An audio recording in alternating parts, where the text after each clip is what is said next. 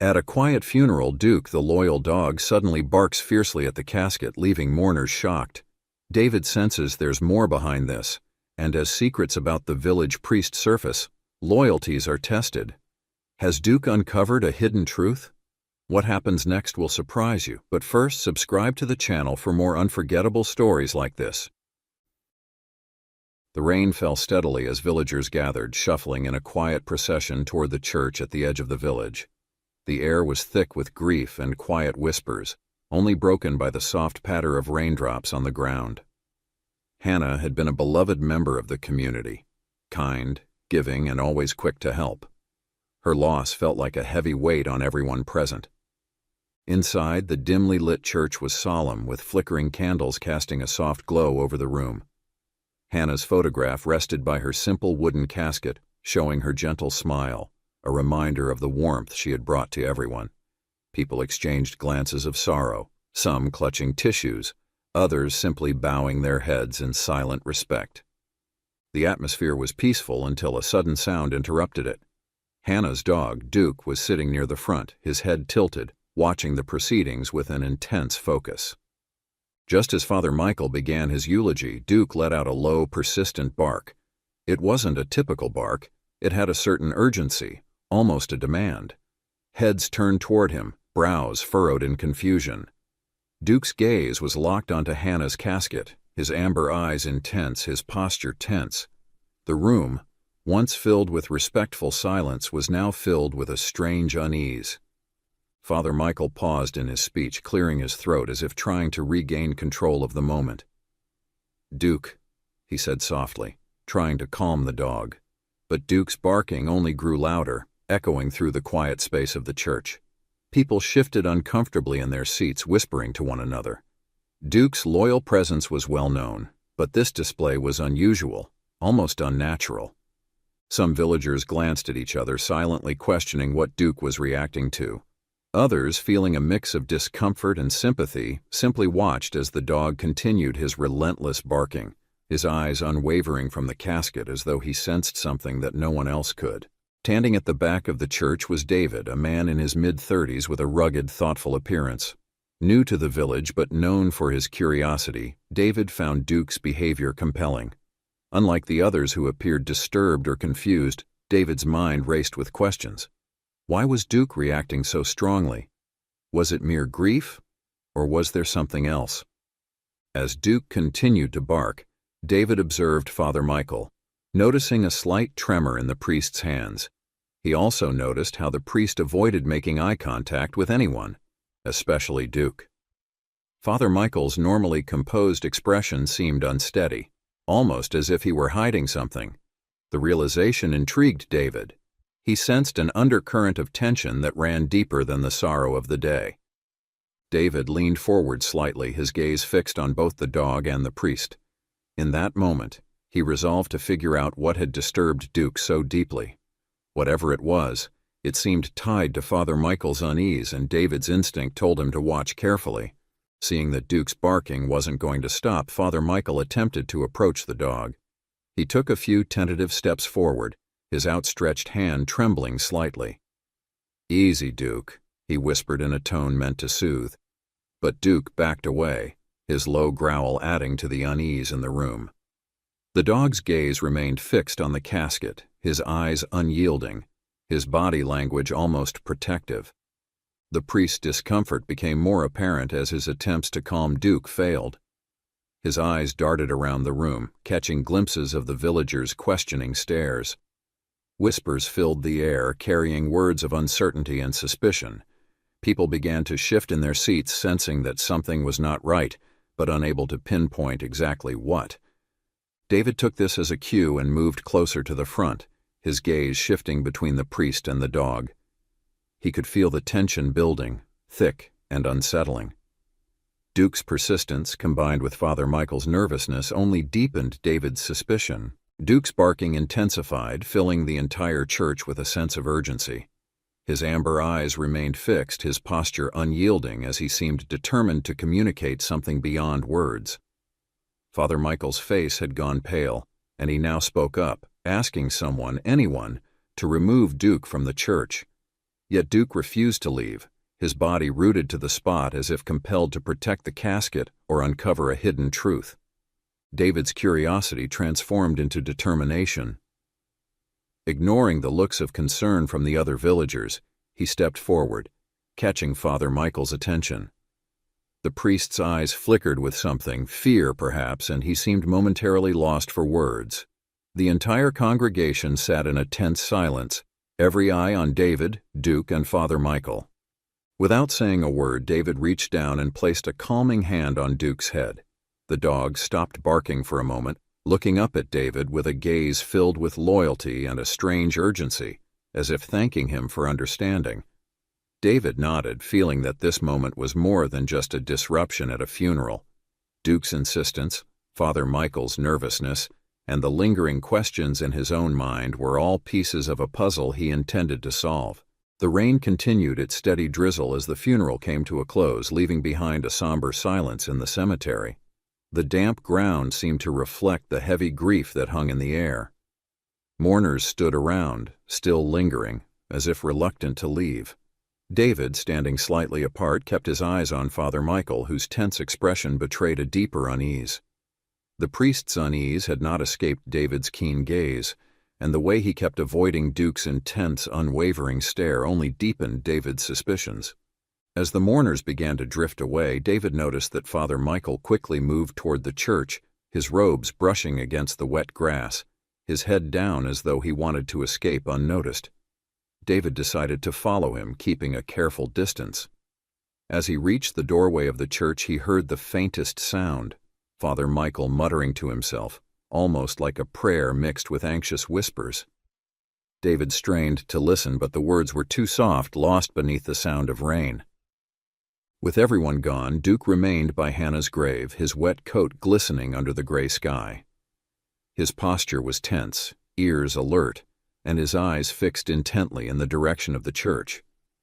David found it unsettling how the dog seemed almost determined, as if guarding the grave from something invisible.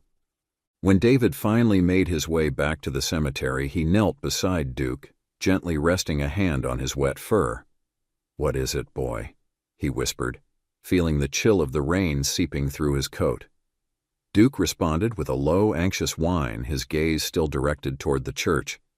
David looked in the same direction, wondering what could be so troubling to this normally gentle, loyal dog. The dog's fixation on Father Michael and the casket during the service was no coincidence, David thought. The priest had been far too nervous, and Duke's behavior too deliberate. The next day, David felt compelled to investigate further. The village was quiet in the morning light, with mist hovering over the cemetery. The townsfolk were carrying on as usual, exchanging sympathetic words for Hannah's passing. David made his way to the church, hoping to speak with Father Michael directly. However, upon arrival, he found the church doors locked. Curious, he walked around the building, trying to peek through the windows. Then he spotted it, a letter tucked beneath a stack of hymns near one of the windowsills. The paper was damp and crumpled, as though it had been handled many times. Carefully, he unfolded it. The handwriting was messy, hurried, and he recognized Hannah's name among a few scrawled lines. Father Michael. She found out, feared, warned. David's heart raced as he read the fragmented words. This letter hinted at something dark, something that Hannah had discovered, and perhaps something that had put her at risk. Duke had sensed this, he realized. The dog had barked at the casket and at Father Michael because, in his own way, Duke understood that something was not right. Determined to uncover the truth, David slipped the letter into his pocket, hoping to examine it in greater detail later. He continued around the church grounds, keeping a lookout for anything else that might help him piece together the mystery. As he walked back through the village, he noticed a few villagers glancing at him with questioning looks. Word had gotten around that he was asking questions about Father Michael, and the people seemed unsure whether to be curious or wary of him. But David was undeterred. This was bigger than himself. He could feel it. The nagging feeling that something about Hannah's death was being hidden wouldn't leave him. That evening, David returned to his small cottage and studied the letter once again. He couldn't help but wonder what Hannah had found out about Father Michael. Was it a financial misdeed, a hidden secret, or something more sinister? The vague warnings she had scrawled seemed to suggest that whatever she knew had been enough to make her fearful. In the days that followed, David kept a close eye on Father Michael, watching his movements around the village. The priest, however, seemed to have become more withdrawn, avoiding any prolonged interaction with the villagers. He seemed constantly on edge, glancing over his shoulder, almost as if he suspected someone was watching him. Duke, too, kept close to David, his loyalty unwavering. The dog appeared to sense David's concern, shadowing him wherever he went, always alert and watchful. It was as if Duke understood that they were in this together, bound by the same unspoken determination to uncover the truth. Finally, one afternoon, David decided to confront Father Michael. He waited until the priest emerged from his quarters and approached him near the church, where a lone graveyard tree swayed under the breeze. David's direct approach caught Father Michael off guard, and he visibly tensed. "Father, I wanted to speak with you about Hannah," David said, keeping his tone calm but firm. The priest's eyes darted nervously, and he swallowed hard, a slight tremor in his voice as he replied, "Hannah was a dear soul. We all miss her." David noticed the priest's hands trembling slightly, his gaze shifting toward the church as though hoping for an escape. "She seemed to trust you," David continued, watching the priest carefully. "She came to you for guidance, but what exactly did she confide in you?" Father Michael hesitated, his face paling as he struggled to maintain composure. I don't know what you mean," he stammered, his voice breaking. But the look in his eyes betrayed him, revealing an undeniable fear lurking beneath his calm facade. In that moment, David felt a surge of certainty that there was indeed something being concealed. Whatever Father Michael was hiding, he was deeply afraid of it coming to light. David pressed forward, his words gentle yet unyielding. "Father, if there's something you know about Hannah's death, something she discovered, don't you think it would honor her memory to tell the truth?" The priest looked away, his face etched with a mixture of guilt and fear. After a long pause, he finally spoke in a low, barely audible voice. "Hannah, she discovered something that should have remained hidden. She asked too many questions." His voice trailed off, and he quickly glanced around as though afraid someone might overhear. With those words, David knew he was on the right path. The sense of dread lingered in the air as he watched Father Michael retreat back into the church, leaving him with more questions than answers. Whatever it was that Hannah had uncovered, David felt it would be his responsibility to see it through, to uncover the truth no matter the cost. The morning was overcast with mist hanging low over the village as David made his way toward the church. After his unsettling encounter with Father Michael, he knew he had to search deeper. The letter he'd found suggested that Hannah had discovered something dangerous, something the priest seemed desperate to keep hidden. David couldn't shake the feeling that there was more buried within the church walls, perhaps literally.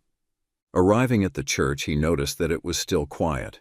Duke trotted beside him, alert as ever, his ears perked up, sensing the tension in David. The two slipped into the church without drawing attention, moving quietly through the nave and toward the back rooms where Father Michael kept his quarters. David's eyes fell on a door slightly ajar, a storage room he hadn't noticed before. Taking a deep breath, he pushed it open and entered. The room was small and filled with old, dusty furniture, boxes stacked in corners, and a faint smell of mold clinging to the air. Duke sniffed around, nose pressed to the ground as if tracking something unseen. After searching through a few boxes, David's hand brushed against something cold and metallic. Pulling it out, he discovered a small, old-fashioned key taped to the underside of a wooden chair. Curious, he pocketed the key, glancing down at Duke, who seemed to watch him with a knowing look. Taking the key, David moved to another room he had only glanced at before, a seldom-used chapel at the back of the church, dim and foreboding. A single candle flickered in the corner, casting long shadows across the stone walls. Duke followed close behind, his eyes keenly watching every movement. At the far end of the chapel was a heavy iron door embedded into the wall. David approached it cautiously, his pulse quickening. The door looked as though it hadn't been used in decades, dust coating the handle and cobwebs lining its edges. Holding his breath, he inserted the key into the lock and turned it.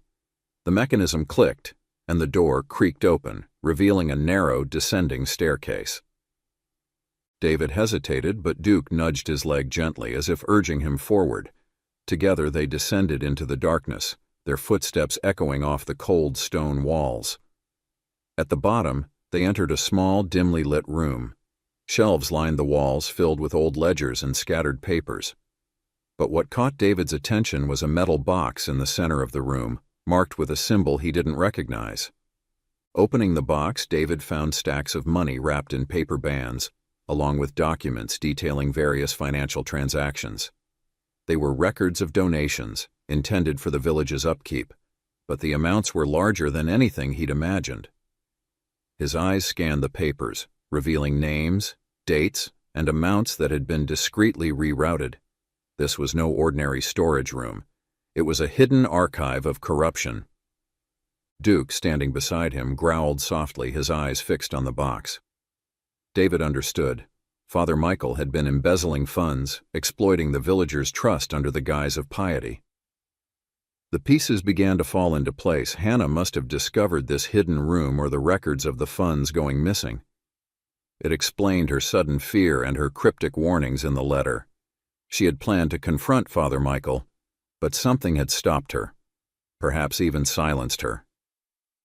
As David sifted through more documents, he found a photograph of Hannah and Father Michael together, but unlike the warm, kind expression she usually wore, Hannah looked troubled, her smile strained. It was as if she knew something dark and felt trapped by it. David tucked the photograph and some of the documents into his coat pocket, determined to reveal the truth to the villagers. Suddenly, he heard footsteps echoing down the stone staircase. His heart pounded as he quickly closed the box and stepped into the shadows, motioning for Duke to stay silent. The footsteps grew louder, and soon enough Father Michael appeared at the entrance of the room, his face pale and drawn, eyes wide with panic as he looked around. Seeing the open box and missing documents, Father Michael's face twisted in anger and fear. He turned to leave, but David stepped out from the shadows, blocking his way. "Father, it's over," David said firmly, holding the incriminating documents up as evidence. "The villagers deserve to know what you've done." Father Michael's eyes darted between David and the documents, his voice shaky but defiant. "You don't understand. I did this for the church, for our community," he stammered, though his guilt was clear. But David remained resolute, knowing that justice needed to be served for Hannah's memory and for the villagers' trust. With Duke by his side, David led Father Michael back up the stairs, determined to bring the truth to light. David's pulse quickened as he stood in the dim, hidden room beneath the church, holding the incriminating documents that laid bare Father Michael's betrayal. The air was thick with dust and the weight of hidden secrets. Duke, ever loyal, stood beside him, eyes fixed on the priest as if sensing the tension in the room. Father Michael, with his face pale and his hands trembling, seemed lost for words. The flickering candlelight cast shadows across the walls, intensifying the unease that filled the room. "Father Michael, the truth about your actions must come to light," David said, his voice steady but laced with anger. "These documents show that you've been stealing from the villagers, people who trusted you." The priest's eyes darted between David and the documents in his hand, his face a mask of panic. "You don't understand," he stammered, his voice barely a whisper. "The money was for the church. I did it for a good cause." David held up the stack of papers, his eyes narrowing. "For a good cause? This is deception, Father. The people trusted you with their hard-earned money. Hannah discovered this, didn't she? That's why she was so afraid." Father Michael's shoulders slumped as he took a shuddering breath. "Yes, she found out," he admitted, his voice tinged with regret. "But I didn't mean for things to go this far. I tried to help the church, to ensure its survival. Hannah, she was going to tell everyone. I couldn't let that happen." David clenched his fists, feeling a mixture of anger and pity. You betrayed the very people you were meant to serve. Hannah only wanted the truth. Her death. I can't shake the feeling that it was tied to this. The priest's gaze fell and he seemed to shrink under the weight of David's words. For a moment, silence filled the room, interrupted only by Duke's quiet growl. Finally, Father Michael looked up, his face etched with desperation. Please, David, he whispered.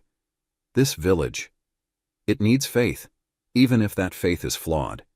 If you tell them, they'll lose hope. Isn't there some way we can resolve this quietly? David shook his head, resolute. I can't ignore this, Father. Hannah's memory deserves justice, and the villagers deserve the truth. Deception won't keep faith alive. It only destroys it in the end. With a heavy heart, David turned and began to make his way back up the stone staircase, Duke following closely.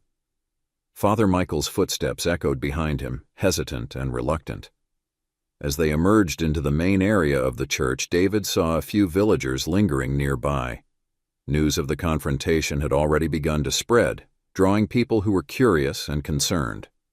The villagers' expressions shifted from confusion to shock as they noticed the documents clutched in David's hand and the priest's anxious demeanor. Whispers began to ripple through the crowd as they sensed that something significant was about to unfold. David took a deep breath, feeling the weight of the responsibility he now held. Standing at the front of the church, David faced the gathered villagers who watched him with a mixture of anticipation and uncertainty. Father Michael stood off to the side, his head bowed, avoiding the gazes of the people he had served for so long. Hannah was a kind and honest woman, someone who cared deeply about this village, David began, his voice carrying through the silent room. She discovered something that put her at odds with Father Michael. She found out that he was misusing the donations, money meant for the church's upkeep and for helping our community. She was going to speak out, but... His voice faltered as he saw the sadness and anger growing in the villagers' eyes. He continued, but she never got the chance. Now it's time you all know the truth. The crowd erupted in murmurs of disbelief, some faces turning pale with shock, others flushed with anger. A few villagers stepped forward, looking to Father Michael for an explanation, their eyes filled with betrayal. The priest raised his head, his face a blend of guilt and sorrow. It's true, he admitted, his voice barely above a whisper. I took the money. I thought I was doing it for the church, but I lost sight of what was right. I betrayed your trust. A heavy silence fell over the room, broken only by the soft tapping of rain against the windows. The people stood motionless, absorbing the weight of the confession. The betrayal was almost too much to process. For many, Father Michael had been more than just a priest. He was a friend, a confidant, a symbol of hope. An elderly woman in the crowd, her hands trembling, spoke up. Why, Father? We trusted you. We believed in you. Her words cut through the air, filled with both sadness and accusation. Father Michael's gaze fell, his voice strained with remorse. I thought I was helping, but I was wrong. I don't expect forgiveness. I only wish I had the strength to tell the truth sooner. David looked around at the crowd, their faces a mix of emotions. Duke stood by his side, calm and watchful, as if sensing the gravity of the moment. Finally, David spoke again, his tone firm but compassionate. Faith is about trust, he said, and without honesty, trust can't survive. Hannah knew that, and she sacrificed her peace for the truth. Let's honor her by rebuilding that trust, by holding ourselves and each other accountable. The villagers exchanged solemn nods, some murmuring their agreement. The anger in the room softened, replaced by a sense of resolve. They understood that moving forward would require them to confront the pain and betrayal, to find a way to restore what had been broken.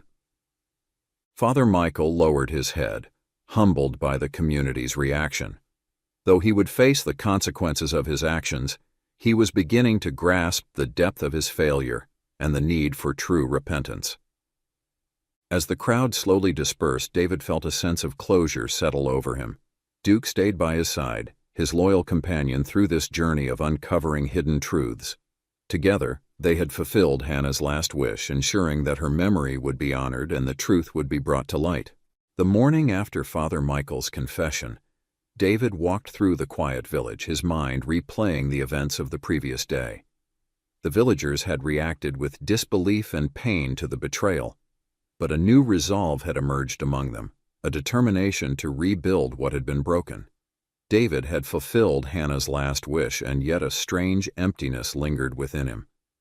As he reached the edge of the village, he spotted Father Michael standing alone by the cemetery, his shoulders hunched as he gazed at Hannah's grave.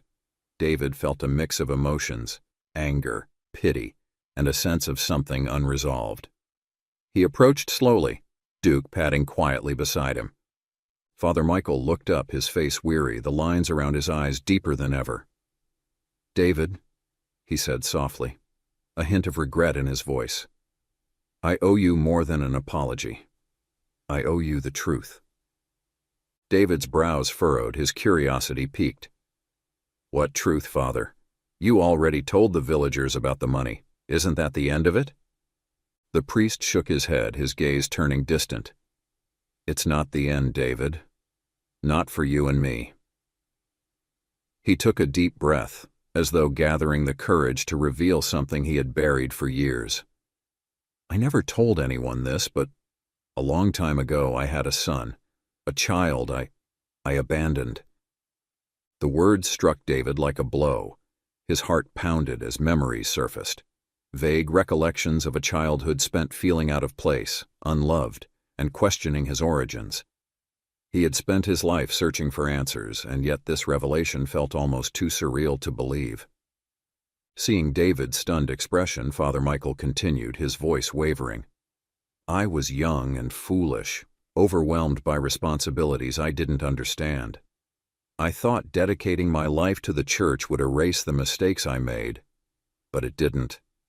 I couldn't forget or forgive myself for leaving you behind." David took a step back, struggling to process the revelation. You're saying you're my father?" His voice trembled with a mix of disbelief and anger. "All these years I wondered. I searched.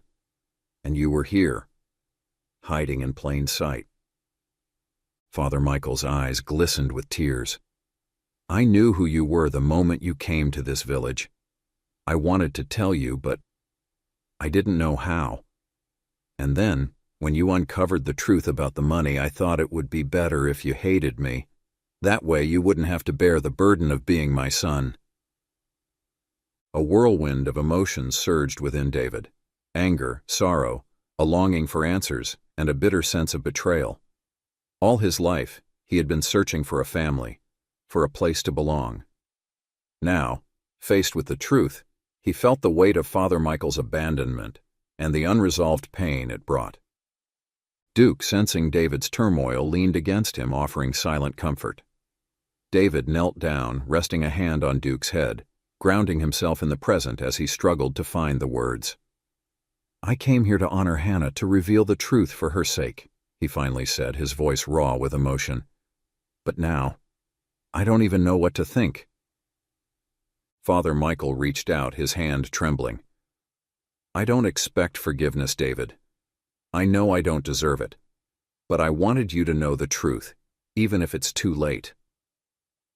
David stood in silence, his mind racing. Part of him wanted to walk away, to leave Father Michael to wrestle with his guilt alone. But another part of him, a part he barely recognized, felt a pull toward reconciliation. He looked at the priest, seeing not the man he had confronted, but a broken figure, weighed down by years of regret.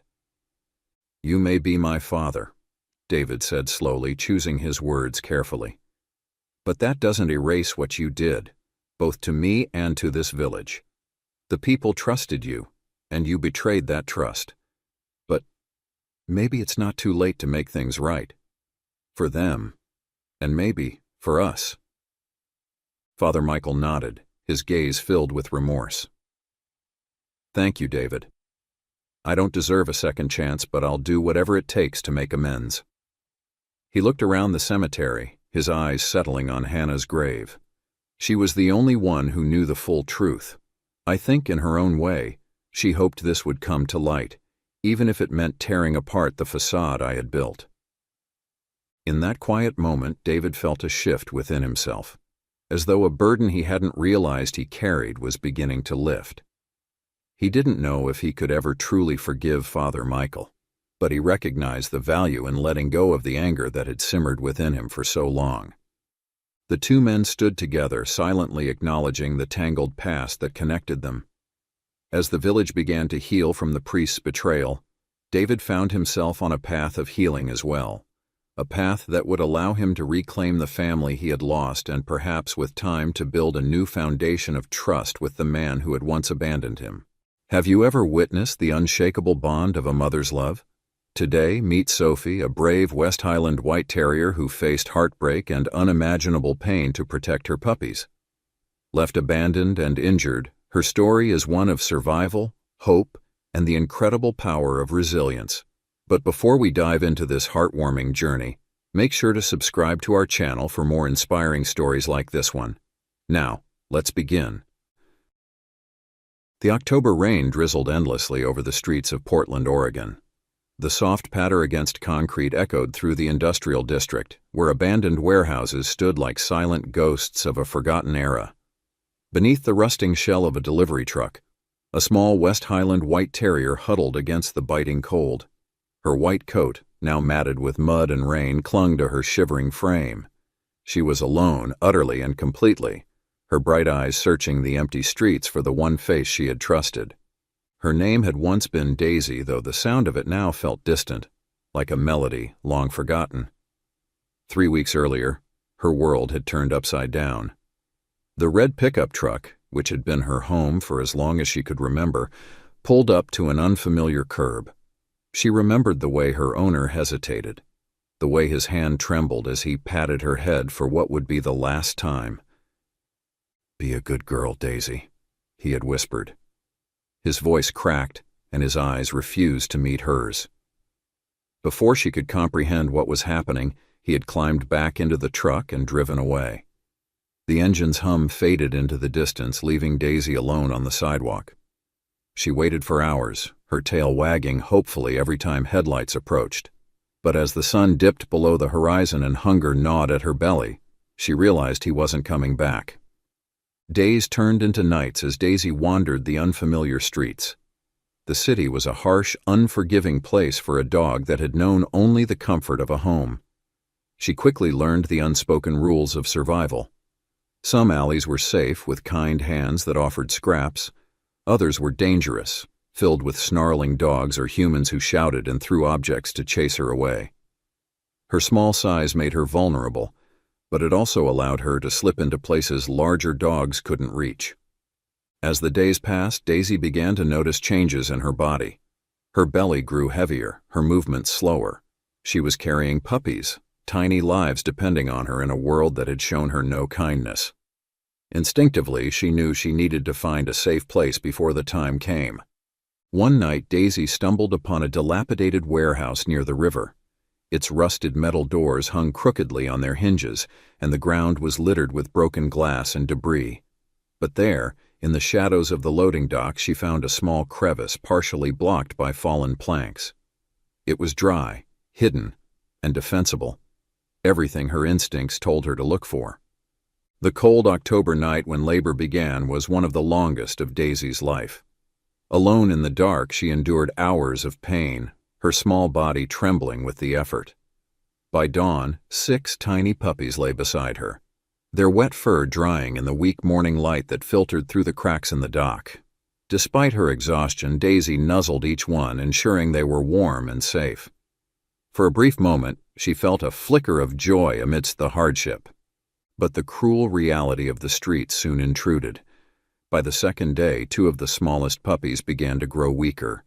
Daisy licked them desperately, trying to stimulate their tiny bodies, but they grew colder with each passing hour.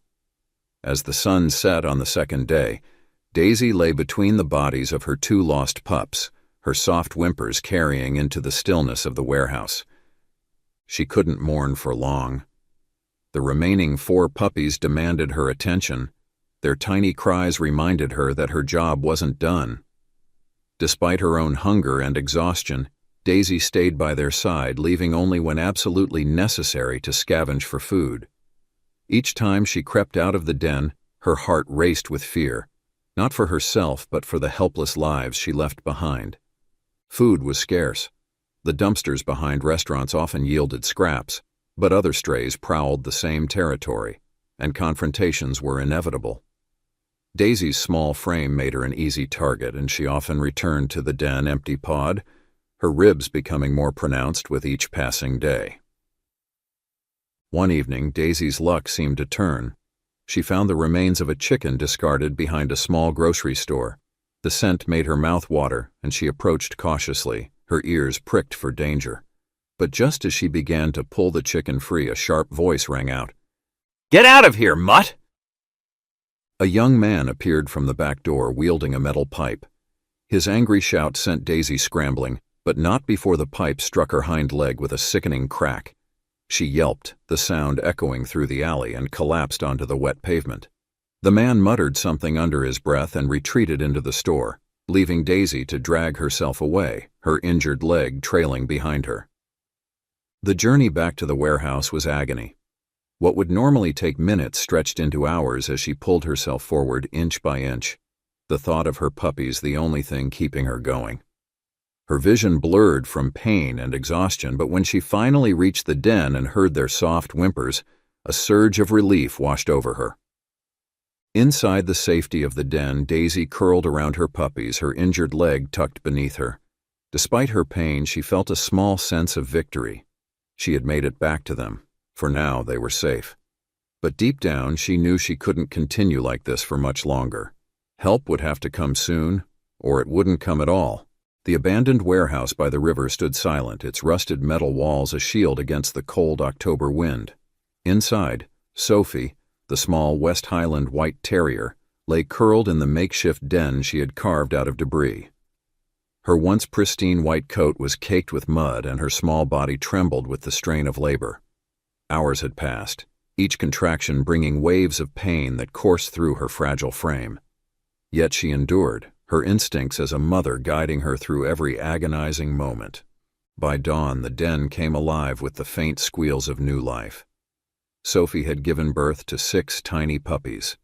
Their fur was damp and patchy, their fragile bodies huddling close to their mother for warmth. Sophie licked each one tenderly, her tongue rasping over their small forms as she cleaned and comforted them. Her exhaustion was immense, but the sight of her newborns filled her with a quiet resolve. They were hers to protect, hers to nurture, even in a world as cruel as this one. The puppies were beautiful, a mixture of white, tan, and light brown, hinting at the unknown father's heritage. Sophie named them in her mind as she nuzzled them close. Max, the largest of the litter with a soft caramel coat. Charlie, his smaller twin with a hint of cream in his fur. Luna, a feisty little girl with a golden sheen. And Star, the smallest but most vocal, whose fur was a snowy white like her mother's. The other 2, weak and struggling to breathe, remained nameless. Sophie poured her attention into them, willing them to survive. For hours she lay there encircling her puppies with her body to shield them from the cold. The rain outside persisted, its rhythmic patter a cruel reminder of the hardships that lay ahead. Despite Sophie's warmth, the 2 smallest puppies grew colder, their tiny breaths becoming fainter. Sophie licked them over and over, her heart aching with every weakening whimper. By sunset, the fragile spark of life in them had faded, leaving Sophie to mourn in the only way she could, with soft whines and a heavy heart. Sophie nudged the lifeless bodies aside, her instincts telling her to focus on the 4 who remained. Max, Charlie, Luna, and Star nestled close to her belly, their small mouths rooting for milk. Sophie hadn't eaten in days, and her malnourished body struggled to produce enough to nourish them. But she stayed still, letting them feed, ignoring her own hunger. The warehouse, though a temporary refuge, was not without its dangers. At night, the howls of stray dogs echoed through the industrial district, and the shadows of feral cats slinking through the darkness reminded Sophie that she wasn't alone. She remained vigilant, her ears perked at every sound. Any threat to her puppies would have to go through her first. As the days passed, Sophie left the den only when absolutely necessary. Each time she ventured out, it was a gamble. Every second away from her puppies was fraught with risk. The streets offered little in the way of food. Dumpsters were picked clean by other strays, and humans often chased her away with curses and thrown objects. Sophie's frame grew thinner, her ribs pressing against her skin, but she refused to give up. One morning, she found a discarded loaf of bread near a convenience store. Her heart leapt at the sight, but her approach was cautious. She sniffed the air, her ears twitching for any sound of danger. Just as she grabbed the loaf in her teeth, the sharp bark of a larger dog startled her. Sophie bolted, the bread clutched tightly in her mouth, her small legs propelling her forward. She didn't stop until she reached the safety of her den. Her puppies greeted her return with tiny squeals, their pink noses nuzzling at her belly. Sophie tore the bread into small pieces, chewing them carefully before regurgitating them for her pups. The taste was bitter, the texture dry, but it was nourishment, and it gave her the strength to keep going. The strain on Sophie's injured leg grew worse with each passing day. The swelling had turned to an angry red, and every step sent sharp pangs of pain shooting through her body. But she didn't let it slow her down. The sight of her puppies growing stronger each day gave her purpose. She would endure anything for them. One particularly cold night, as Sophie lay with her puppies huddled close, she felt a flicker of warmth, not from the makeshift den, but from within her heart. Despite the loss, despite the pain, she had created something beautiful. Her puppies were her hope, her reason to fight. In their tiny faces, she saw a future that was worth every struggle. But even Sophie knew her strength wouldn't hold out forever. The food she found was scarce, and her injuries made every outing more dangerous. As much as she hated to admit it, she needed help. A part of her still held on to the memory of kind hands that once stroked her fur and a gentle voice that called her good girl. Was there someone out there who could see her worth, who could save her and her puppies from this relentless fight for survival? As the first rays of sunlight broke through the cracks in the warehouse walls, Sophie made a silent vow. She would protect her puppies, no matter the cost. And if there was even the faintest chance of finding kindness in this world, she would seek it. Not for herself, but for them. The rain had softened to a drizzle by the time Emma drove her car through the industrial district. The route was unfamiliar, a detour she had taken to avoid passing the boulevard filled with baby stores. The sight of tiny clothes and strollers and cheerful window displays was a pain Emma could no longer endure. 3 months had passed since she lost her unborn child, and every day since felt like an uphill battle. Her grief was a constant companion, a shadow that followed her even into her dreams. As she slowed her car to navigate the cracked asphalt, her headlights caught a glimmer of movement on the sidewalk. Something small and white limped along the edge of the road, dragging itself with painstaking effort. Emma's stomach clenched at the sight. A dog, no larger than a house cat, struggling to move, its back leg twisted unnaturally. She pulled over and grabbed the emergency kit she always kept in her car. "Hey there, sweetheart," Emma called softly as she approached, her voice steady but gentle. Years of working as a vet technician had taught her the importance of calming an injured animal. The small terrier froze, her bright eyes wide with fear and exhaustion. She was soaked to the bone, her coat muddy and matted, and her thin frame spoke of weeks of starvation. Emma crouched to the dog's level, holding out her hand. "It's okay. I'm here to help," she murmured. The dog whimpered but didn't try to flee. Her body was too worn down, her injured leg trembling under the strain. Emma's trained eyes quickly noticed the signs of nursing. A swollen belly and teats hinted at recently born puppies. A pang of urgency shot through her. "You've got babies somewhere, don't you?" she whispered. "Where are they, sweet girl?" As if understanding, the dog shifted slightly and began dragging herself forward. Emma hesitated for a moment, then followed, keeping a careful distance to avoid spooking her. She sent a quick text to her husband, Michael. Found an injured dog following her. Track my phone just in case. The dog led her through the rain-soaked streets, past abandoned buildings and graffiti-streaked walls.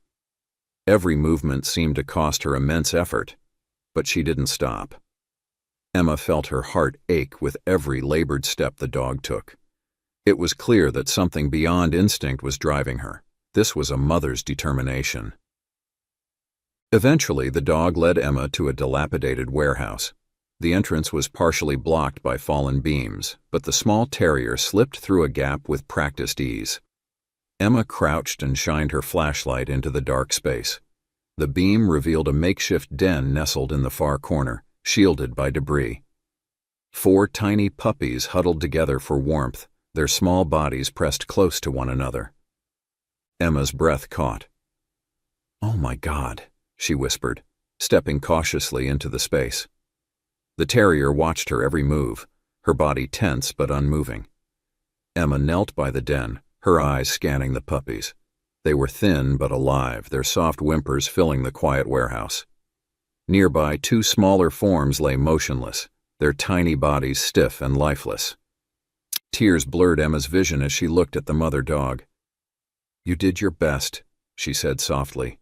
"You kept them safe." The dog whimpered again, her brown eyes filled with pain and exhaustion. Emma carefully extended her hand, and to her surprise, the dog didn't pull away. Instead, she rested her head against Emma's palm, as if surrendering to the moment. "Okay, let's get you all out of here," Emma said, her voice firm with determination. She quickly called Michael. "I found her. She's got puppies. I need you to help me transport them." Michael arrived within 15 minutes, his face drawn with concern as he surveyed the scene. "Are they okay?" he asked, kneeling beside Emma. "They're alive, but barely," Emma replied. She gestured to the mother dog. "She's injured. I think her leg's broken and she's malnourished. We need to move them carefully." Using a spare jacket and a piece of plywood they found nearby, Michael fashioned a makeshift stretcher for the mother dog. She let out a small yelp of pain as they lifted her, but she didn't fight. The puppies were easier to carry. Emma wrapped them in a clean blanket and placed them in a box she had retrieved from the car. The 2 lifeless puppies were left behind, their small forms a stark reminder of the stakes. As they loaded the family into the car, Emma couldn't shake the feeling that this wasn't just another rescue. There was something about the mother dog's determination, her refusal to give up despite everything, that resonated deeply with Emma. She glanced at the small terrier lying in the back seat, her body curled protectively around her puppies, and whispered, "We're going to help you. All of you." The drive to the animal hospital was quiet, the sound of rain against the car windows the only noise. Michael reached over and squeezed Emma's hand. "You did the right thing," he said. Emma nodded, her eyes fixed on the road ahead. "I know," she replied, "but I think she's going to do more for me than I can ever do for her." As the hospital's lights came into view, Emma felt a glimmer of hope for the first time in months. This little dog, battered but unbroken, had already begun to fill a void in Emma's heart that she thought would never heal.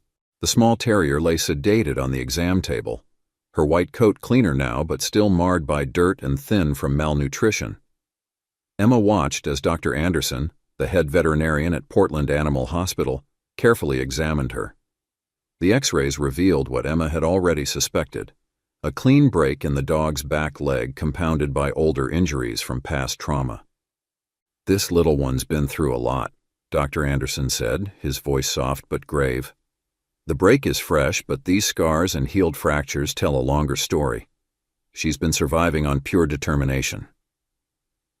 Emma nodded, her gaze fixed on the small dog. "She led me to her puppies," she murmured. "Even with that broken leg, she didn't stop. I've never seen anything like it."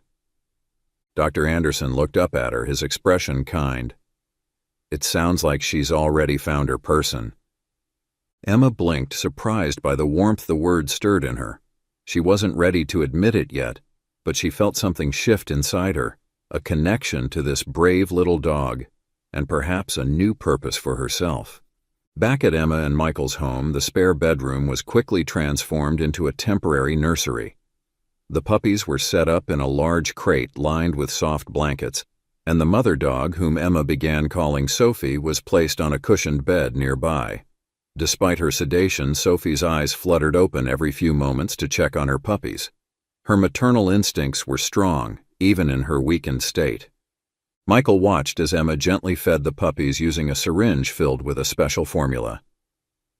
"You're really diving into this," he remarked, leaning against the doorway with his arms crossed.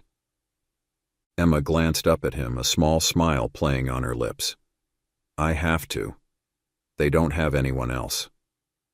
Michael nodded, stepping into the room to sit beside her. "And you don't think this is about more than just the puppies?"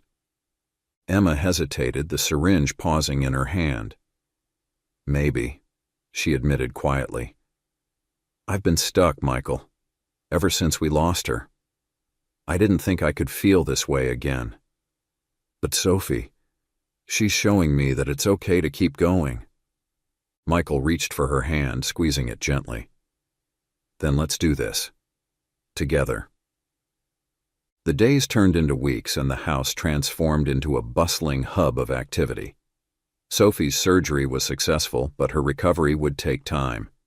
Each day, Emma spent hours by her side, helping her rebuild strength through gentle physical therapy. At first, Sophie was hesitant, flinching at every touch. But Emma's patience and kindness slowly broke through her defenses. One afternoon, as Emma massaged Sophie's injured leg, the little dog let out a low sigh and rested her head on Emma's lap. It was the first time Sophie had truly relaxed in Emma's presence, and the moment brought tears to Emma's eyes. "You're a fighter," Emma whispered, stroking Sophie's soft fur. "And you're teaching me how to be one too." The puppies thrived under Emma's care. Max, the largest, quickly became the most adventurous, always pawing at the edges of the crate to explore the room. Charlie was quieter, often watching his siblings with curious, soulful eyes. Luna had a feisty streak, yipping loudly whenever her food was late, while Star, the smallest, remained a gentle but persistent presence, always sticking close to her siblings. Sophie, despite her injury, kept a watchful eye on them. She would nuzzle each puppy lovingly, her nose brushing over their soft fur as if counting them to ensure none were missing. Emma marveled at her dedication, often finding herself smiling despite the chaos. Michael joined in, his initial hesitation giving way to full commitment. He built a small pen in the backyard for the puppies to explore, and often brought Emma coffee as she spent late nights tending to them. The house, once filled with silence and grief, now echoed with the sounds of life. Tiny barks, playful yips, and the occasional crash of a puppy knocking over a lamp. One night, as the house finally grew quiet, Emma found herself sitting on the floor beside Sophie's bed. The little dog had fallen asleep, her breathing soft and steady. The puppies lay curled in their crate, their tiny bodies rising and falling in unison. Emma reached out, brushing her hand gently over Sophie's fur. "You've given me more than I ever thought possible," she whispered. "I thought I'd lost everything, but you've reminded me that there's still so much to fight for." Sophie stirred slightly, her eyes opening to meet Emma's. In that moment, no words were needed. Their connection had grown beyond language, rooted in shared resilience and the quiet understanding of what it meant to keep going, even when it seemed impossible. As Emma turned off the light and closed the door, she felt a sense of peace she hadn't known in months. Sophie and her puppies had brought something back into her life that she thought she'd lost forever: hope. The soft glow of a late autumn morning filled the house, casting warm rays over the nursery-turned-puppy haven. The once quiet room, with its untouched crib and carefully arranged stuffed animals, had transformed into a sanctuary of life. Sophie lay on her cushioned bed, her white coat finely clean and her frame filling out with the nourishment she so desperately needed. Her puppies tumbled over one another, their tiny barks filling the air as they discovered the joy of play. Emma sat in the rocking chair by the window, watching them with a soft smile. She cradled a mug of tea, savoring the peace of the moment. Michael stepped into the room, carrying a tray with breakfast for two. "They're getting stronger every day," he remarked, setting the tray on the dresser. Emma nodded, her gaze drifting to Sophie, who was watching her puppies with maternal pride. "She's incredible," Emma said. "After everything she's been through, she's still so full of love." Michael placed a hand on her shoulder. "Kind of like someone else I know." Emma gave him a playful nudge but couldn't hide the smile spreading across her face. The room had become her favorite place in the house, a space filled with the warmth of healing and the sound of new beginnings. As the days passed, Sophie's recovery continued. Her once broken leg was now strong enough to bear weight, and with Emma's patient guidance, she began taking tentative steps around the house. Each milestone felt like a triumph, not just for Sophie, but for Emma as well. They were healing together, each step forward a reminder of how far they'd come. The puppies were growing fast. Max had taken to chasing after a ball Michael rolled across the floor, his clumsy paws sliding on the wooden surface. Charlie, ever the observer, would sit and watch, his head tilted as if studying his brother's antics. Luna and Star were inseparable, often wrestling in a corner before collapsing into a pile of fur to nap. "They've completely taken over the house," Michael joked one evening as he stepped over a line of chew toys strewn across the living room. "Not that I'm complaining." Emma laughed. "It's chaos, but it's the best kind." Sophie, now more confident and mobile, followed Emma from room to room. Her trust in Emma had grown, and she no longer flinched at sudden movements or loud noises. Instead, her tail wagged softly whenever Emma entered the room, a silent but profound thank you for the second chance she'd been given. One evening, as the family settled down for dinner, the puppies were unusually quiet. Michael raised an eyebrow. "They're up to something." Emma peeked into the nursery and burst out laughing. All 4 puppies had climbed into the crib, curling into a heap of fur in the center. Sophie sat beside them, her expression one of amused resignation. "They've claimed it," Emma said, snapping a quick photo. "I guess it's theirs now." The moment was another sign of how much things had changed. What had once been a room of sorrow and loss was now a place of joy and love. Emma felt her heart swell with gratitude, not just for Sophie and her puppies, but for the journey that had brought them all together. The true test of Sophie's recovery came during a visit to the vet for a final checkup. Dr. Anderson examined her leg and smiled. "She's come a long way," he said, scratching Sophie behind the ears. "You've done a wonderful job with her." Emma beamed. "She did most of the work. She's the bravest soul I've ever met." On the way home, Emma and Michael talked about the future. The puppies were nearly old enough to be adopted, and they had initially planned to find them homes. But the thought of separating them, or separating Sophie from her pups, felt unbearable. "What if we kept them?" Emma suggested hesitantly, glancing at Michael. He smiled. "I was hoping you'd say that."